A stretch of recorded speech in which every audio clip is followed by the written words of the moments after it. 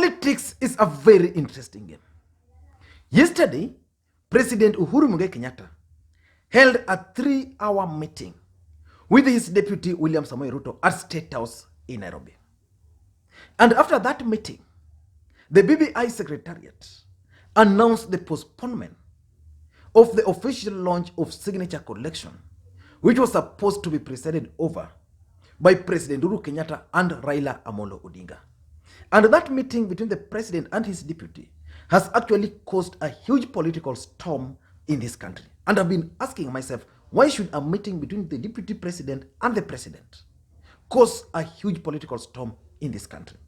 If you ask anybody who was supporting or who is supporting the BBI process, they will tell you that they are really disappointed by the move by the president to actually postpone the collection of signature.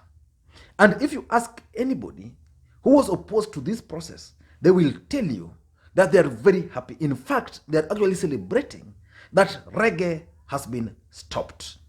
And I've been going through a lot of reactions from various Kenyans. But I want us to look at the reaction from two gentlemen. Kipchumba Murkomen. Kipchumba Murkomen is the legal advisor to the deputy president William Samoei Ruto. And the previous day, Kipchumba Murkomen spent most of his time with the deputy president William Samoei Ruto, which means probably the move to meet with the president or what was being discussed with the president was actually discussed between Kipchumba Murkomen and William Ruto when they met. And the other guy is Moses Kuria. Moses Kuria is the member of parliament for Gatundu. He represents the president in parliament. Don't get me wrong. I strongly believe that Moses Kuria is always a Trojan horse in William Ruto's camp. Why? Because yesterday, while President Uhuru Kenyatta was meeting with his deputy, Moses Kuria joined Fred Matiang'i in Kiambu for the launch of Huduma number. And he was very clear in his speech. Just listen to him very briefly. Unajua ya Mungu ni mengi. Mwaka wa 2013 sikuwa nimeingia bunge.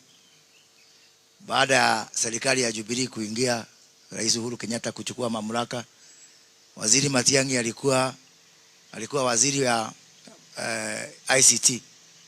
Na tukaenda huko China na rais. Na Matiang'i akaambiwa na rais anipee kazi ya kuongoza mambo ya huduma. Lakini kabla anipee hiyo kazi, sasa Mungu akanijalia nikaingia bunge. Sasa mimi ningekuwa hapa kama mkubwa wa huduma. Si ati alikataa, alikuwa amekubali. Na kwa hivyo siwezi kupinga mpango ambao mimi nilikuwa niuongoze.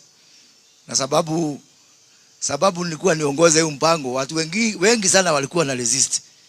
So rais akaambia waziri wanahitaji mtu ambaye anaweza wakikataa anawalima hata ngumi.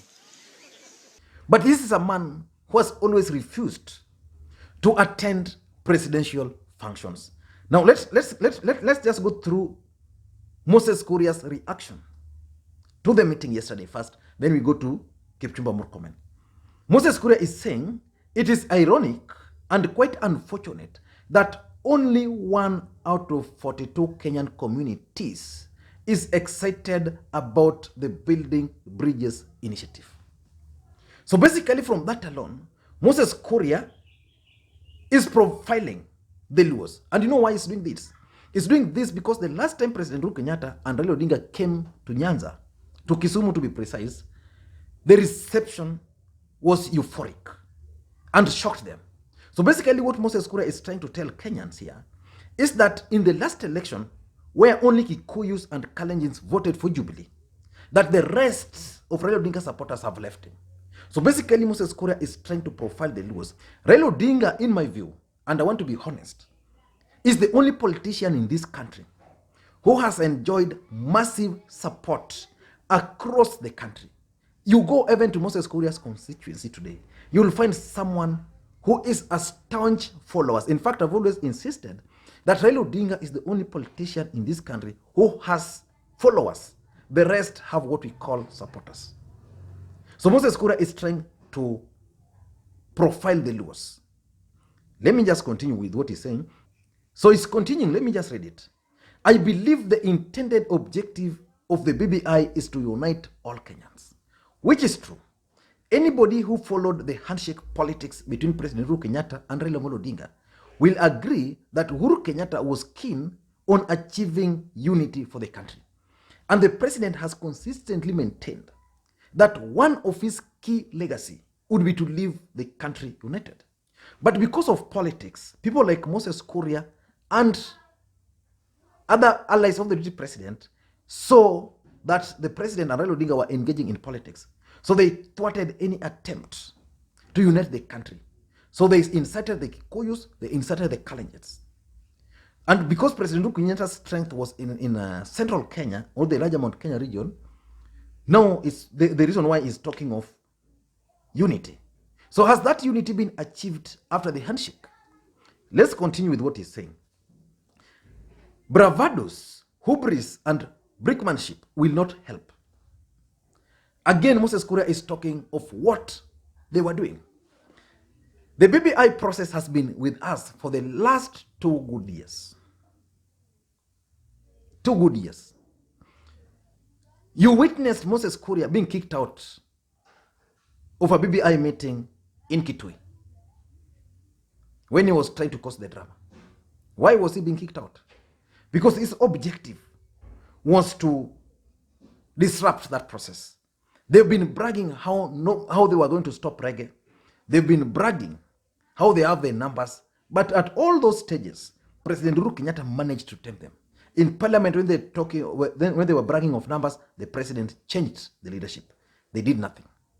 Again, now the president just decided to move the process. In fact, the reality is that most of allies of the deputy president never thought that this building bridges initiative process would reach where it had reached. And it's continuing. Moses Kuria is continuing.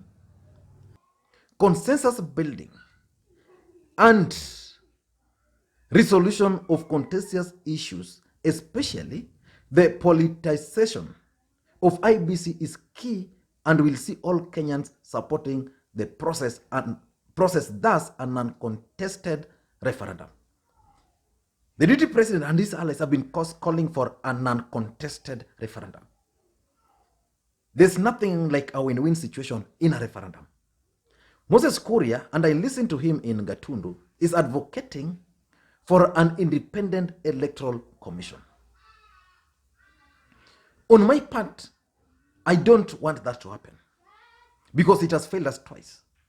What I want is political parties to be allowed to nominate commissioners so that we have a secretariat which is independent.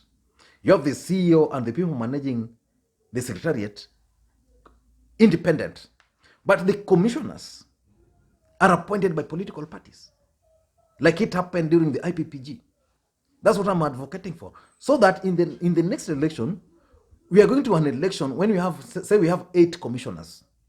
Then we know out of those commissioners, 2 of them were nominated by KANU, 2 nominated by ODM, 2 nominated by URP will be existing, 2 nominated by ANC, something like that. Instead of going to an election in the hope that you have an independent electoral commission. Well, in reality, those commissioners are allied politically.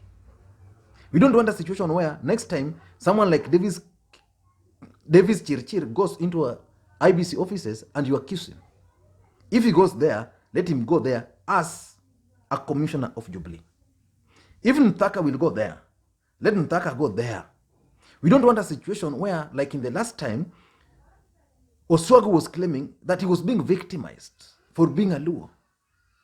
It would be best if he was seconded by somebody, so that even if he's accused, then he's also accusing another guy of being from some other place, or of being from another political party.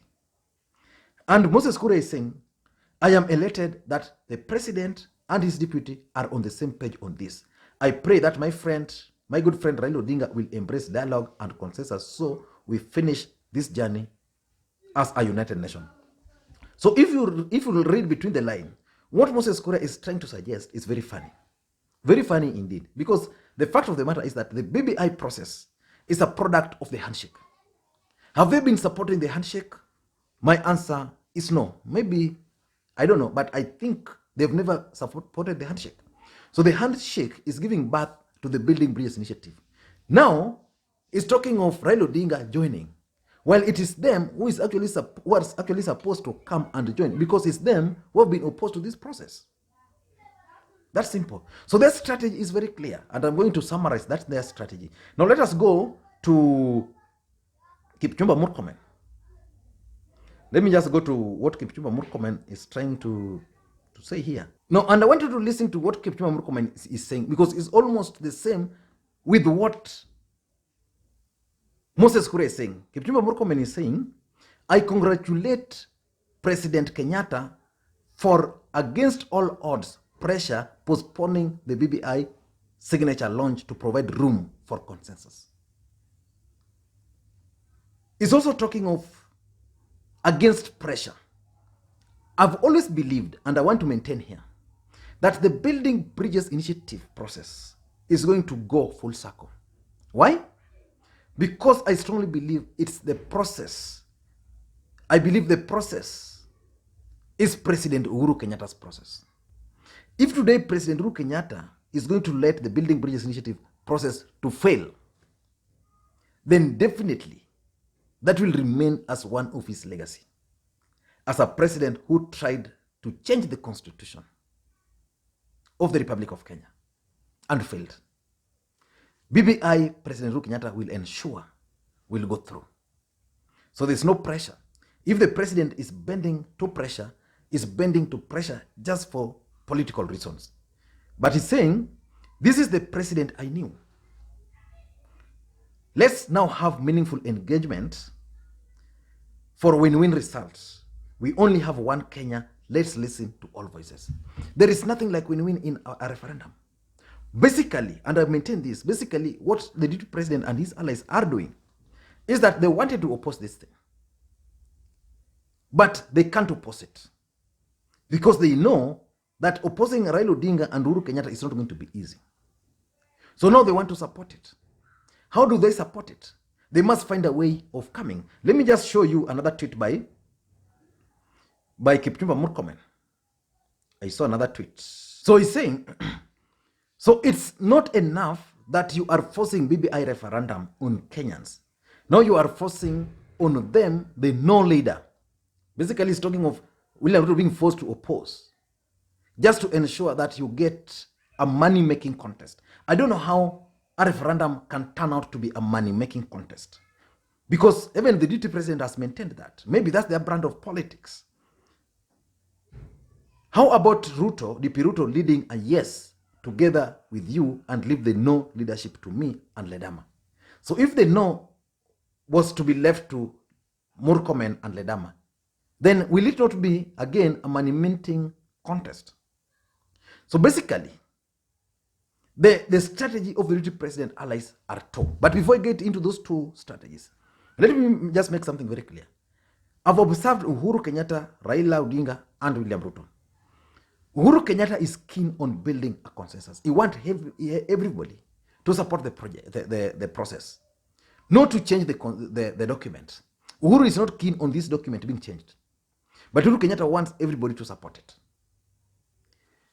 Raila Odinga is keen on a contested referendum, because he knows so well that's going to pit him with the deputy president, and probably he's going to create a momentum for his 2022 presidential bid.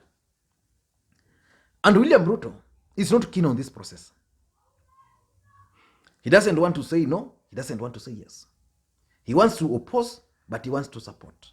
So in short, William Ruto would want a situation where the referendum is ongoing, but yeye anaendelea na vitu zake. But what is their strategy in general? Number one, the strategy is simple. Number one, they want to join the train. But how do you join? You negotiate. And how do you negotiate? Meet President Uhuru Kenyatta, who is planning to launch the process tomorrow, and tell him, I want to join it. But please, don't launch it. So that's the first strategy. Then the second strategy is simple. Align yourself to President Uhuru Kenyatta, but try to isolate Raila Odinga. Make Raila Odinga as the only guy who is opposed to consensus.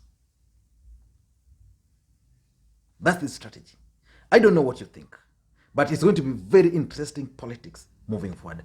Let me hear your thoughts on this matter. And if you're watching this video for the first time, please take a second or two, click subscribe button so that next time you produce a video like this, YouTube will automatically notify you. And to the subscribers, I want to continue thanking you guys for your continued support. Just continue giving the videos thumbs up, continue dropping your comments and sharing the videos to your social media platform. Thank you guys, and please may you have a good day.